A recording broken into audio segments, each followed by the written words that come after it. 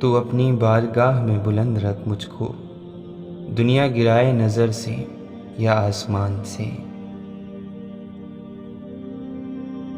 جو کچھ نہیں کر سکتا وہ صرف اور صرف حسد کرتا ہے، اور پھر وہ اس حسد میں کیا کیا نہیں کرتا۔ غصے کا 3/4 حصہ صرف وہم و گمان کی وجہ سے ہوتا ہے۔ زبان کی ایک جنبش سے بڑے بڑے مینار زمین پر آ گرتے ہیں، اس کو بڑے دھیان سے استعمال کرنا چاہیے۔ پارساؤں نے چھوڑ دی مسجد، ایک گناہ گار نے آذان دی تھی۔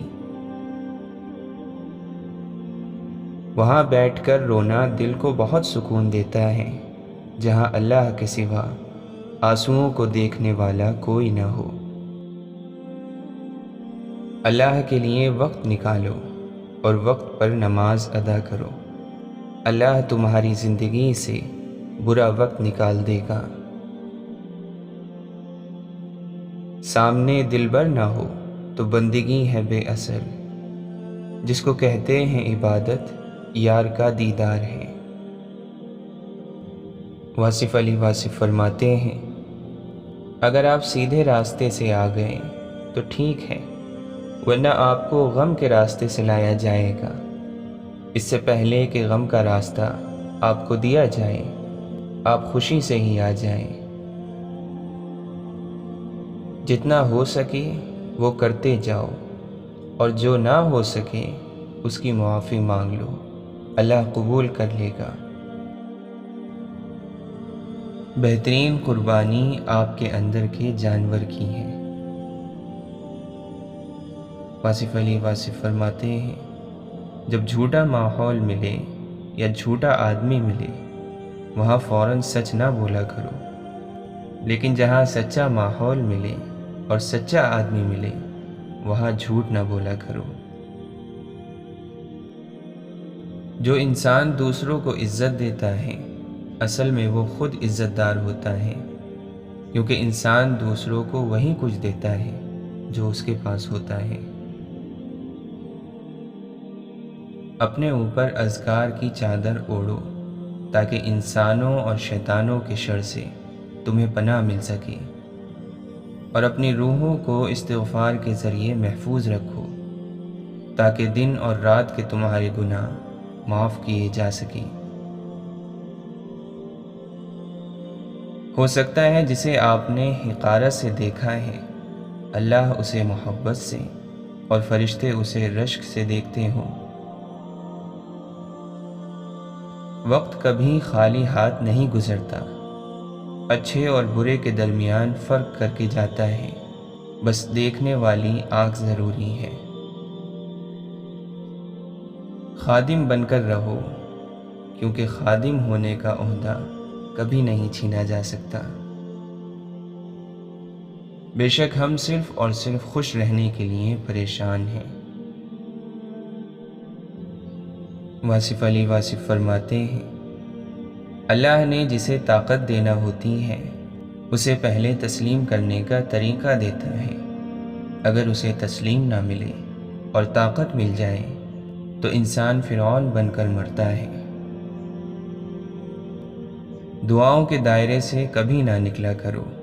اگر اپنے لیے دعا نہیں کر رہے اور آپ پر خدا کی بڑی مہربانیاں ہیں تو دوسروں کے لیے دعا کرتے رہا کریں۔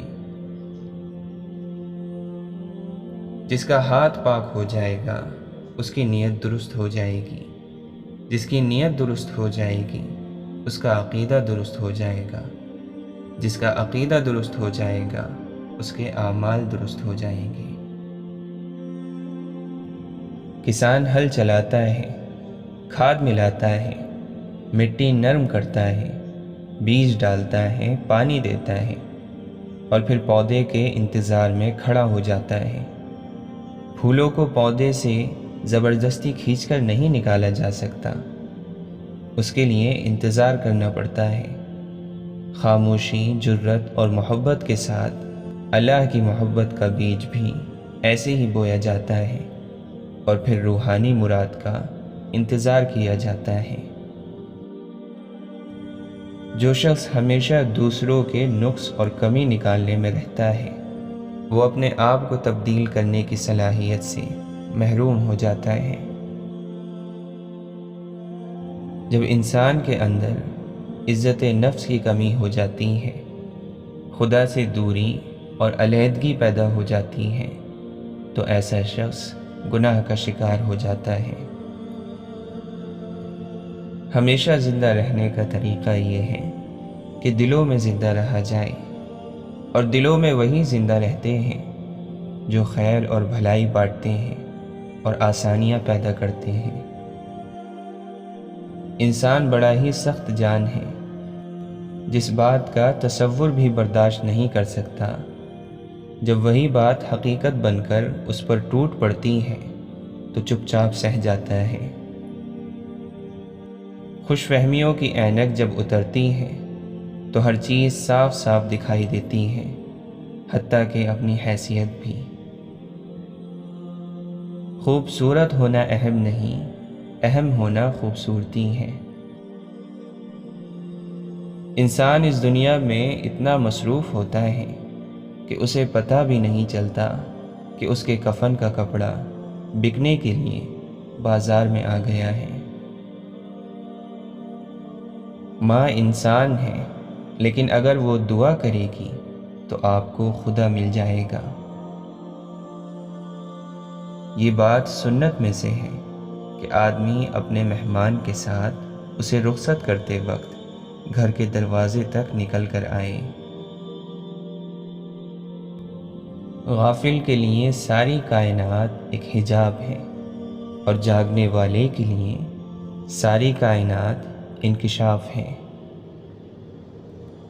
حضرت علی رضی اللہ عنہ فرماتے ہیں، متقی اپنے اعمال کی کم مقدار سے بے چین رہتا ہے اور اپنے زیادہ اعمال کو زیادہ نہیں سمجھتا۔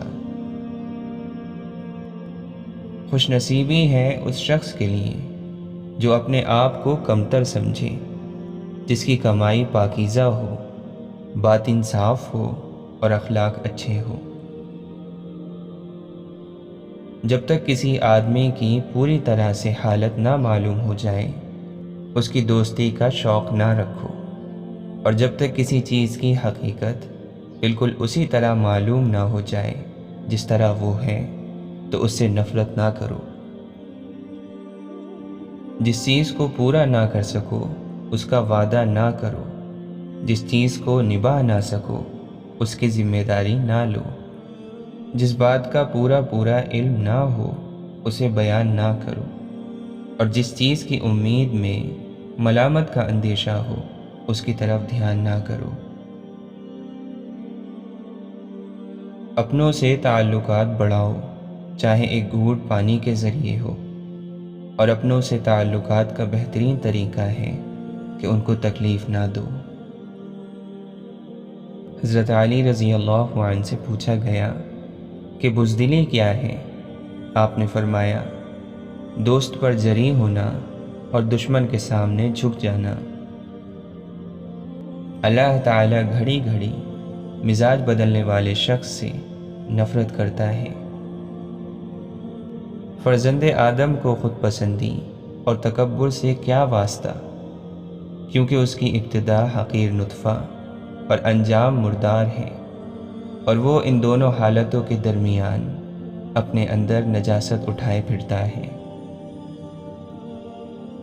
آدمی تو اس دنیا میں وہ نشانہ ہے کہ جس کو موت نے گرانے کے لیے چن لیا ہے۔ زمانہ جسموں کو پرانا اور امیدوں کو ہرا بھرا کر رہا ہے، موت کو قریب لا رہا ہے اور آرزوؤں کو دور کر رہا ہے۔ اللہ تعالیٰ قرآن مجید میں فرماتا ہے، جو لوگ میری عبادت سے اکڑتے ہیں وہ عنقریب ذلت کے ساتھ جہنم میں داخل ہوں گے۔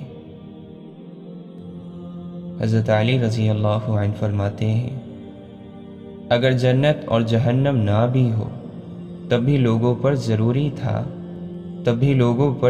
تھا کہ خدا کے احسان اور لطف کی بنا پر اس کی اطاعت کرتے اور اس کی نافرمانی نہ کرتے۔